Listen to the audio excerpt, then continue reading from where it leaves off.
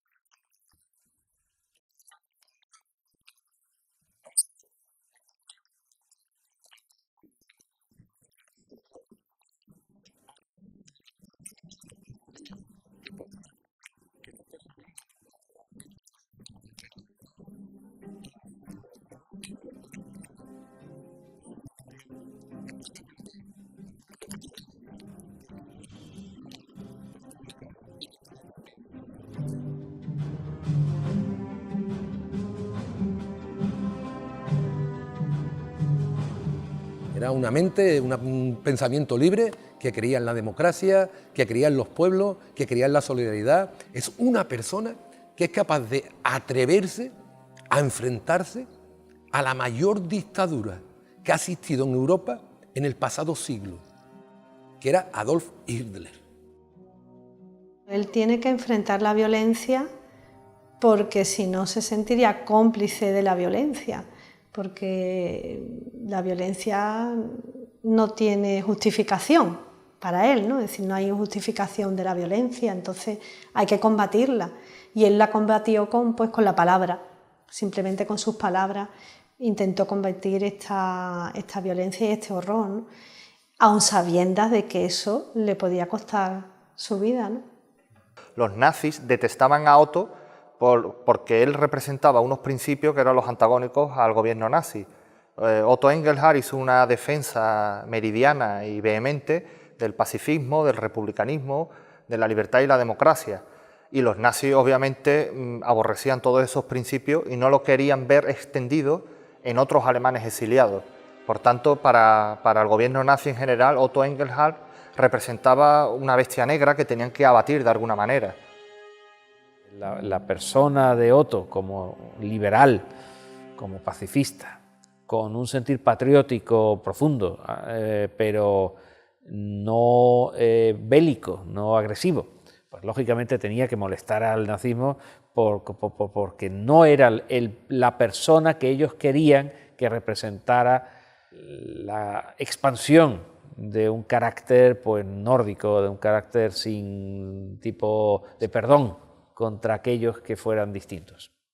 Le envió también una carta de su puño y letra a Hitler, al canciller, amonestándole y un poco exigiéndole que clausurara los campos de concentración, que eran una vergüenza no solamente para Alemania, sino también para Europa.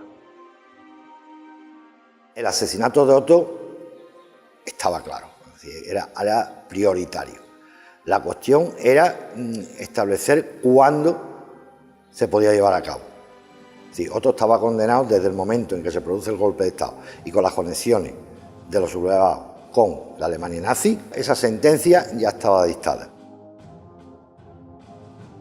Cuando se produce la sublevación militar el 18 de julio, yo creo que ahí se aclara bastante el futuro de mi bisabuelo porque ya se sabía que lo iban a matar. Lo que pasa es que es una cuestión muy dolorosa porque realmente él estaba enfermo. La sublevación es el 18 de julio y él ingresa el 19 de agosto por una flebitis, aquejado por una flebitis en el hospital de las Cinco Llagas, pero ingresa en cierta manera como arrestado. Es paradójico que él estuviera en una sala, la sala San Cosme, y la sala de al lado, la sala San José, allí estuviera su placa, la placa en la cual le reconocen y le agradecen que tuviera el embaldosado la sala, ¿no?